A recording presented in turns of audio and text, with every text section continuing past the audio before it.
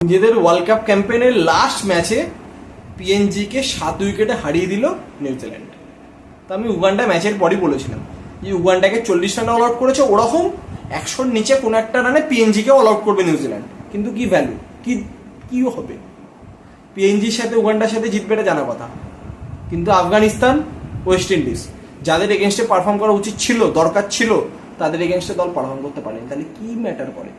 আজকে 78 all out করে দিয়েছে পিএনজিকে। ফার্গুসন দুর্দান্ত বোলিং করেছে, 4 ওভারে কোনো রানই দেয়নি, কোনো রান না দিয়ে 3টে উইকেট নিয়েছে, 4টেই মেডেল ওভার। দুর্দান্ত। সাউদি ভালো বোলিং করেছে, ট্রেন বোল্ট ভালো বোলিং করেছে।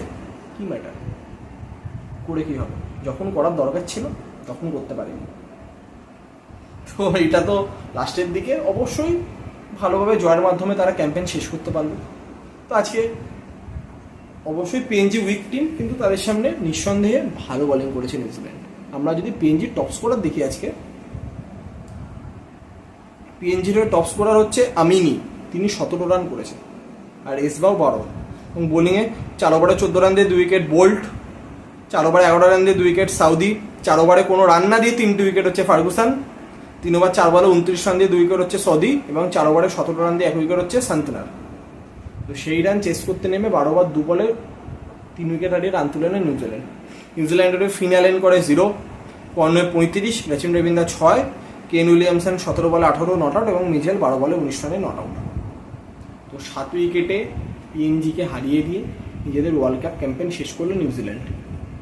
তো যে দলের ওপর এক্সপেকটেশন দর্শকদের, তারা সেমিফাইনাল তো যাবেই, এরকম একটা জায়গা, যে কনফিডেন্স তাদের ওপর প্রতিটা দর্শকের, সেটা যে দেশেরই হোক না কেন, শুধু নিউজিল্যান্ড বলে না, তারা এই রেসপেক্টটা অর্জন করেছে। কিন্তু সেই জায়গাতে তাদের এই বছরের পারফরমেন্সে প্রতিটা ক্রিকেট ফ্যান হতাশ হয়েছে। তো আমরা প্রত্যেকে মন থেকে চাইবো কেন উইলিয়ামসনের নেতৃত্বে নিউজিল্যান্ড দল আগামী আইসিসি টুর্নামেন্টে থেকে খুব ভালো পারফর্ম করুক। 2025 চ্যাম্পিয়ন্স ট্রফি থেকেই তারা যেন খুব ভালো পারফরমেন্স করতে পারে। এবং উল্টো দিকে পিএনজি, তারা সুযোগ পেয়েছে, নিজেদের মতো করে চেষ্টা করেছিল, তারা এই লেভেল অফ ক্রিকেট এর আগে খেলেনি। তো তারা যে এত দূর অব্দি এসছে সেটাই তাদের কাছে গর্বের। তো তারা অবশ্যই চাইবে যে নেক্সট বারেও যাতে তারা কোয়ালিফাই করতে পারে। এইভাবে তারা যদি কোয়ালিফাই করতে পারে, হতেই পারে যে নেক্সট বছর তারা একটা ম্যাচ জিতবে, তারপরের ক্যাম্পেইনেতে 2টো ম্যাচ জিতবে, তারপর থেকে তারাও শক্তিশালী দল হয়ে যাবে। যেমনটা আমরা আফগানিস্তানকে দেখেছি, তারা ম্যাচই জিতে পারত না। সেই জায়গাতে এখন তারা, তাদের এগেনস্টে কোনো ম্যাচ ইজি ম্যাচ কিন্তু নয়। পাকিস্তানকে হারিয়ে দিয়েছে, নিউজিল্যান্ডকে উড়িয়ে দিয়েছে, অস্ট্রেলিয়াকে 2023 ক্রিকেট ওয়ার্ল্ড কাপে হারিয়ে দিত সেরকম জায়গাতে। তো তারা সেই লেভেলে উঠে গেছে।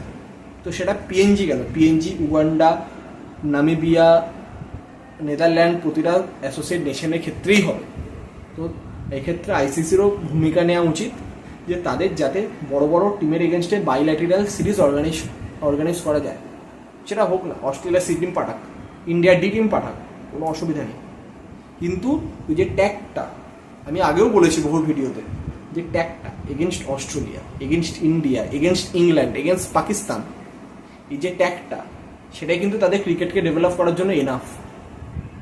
আমরা সকলে আশা করবো আইসিসিও এই দিকগুলোতে আগামী দিনে নজর দেবে, এবং পিএনজিও আগামী দিনে খুব ভালো ক্রিকেট খেলবে।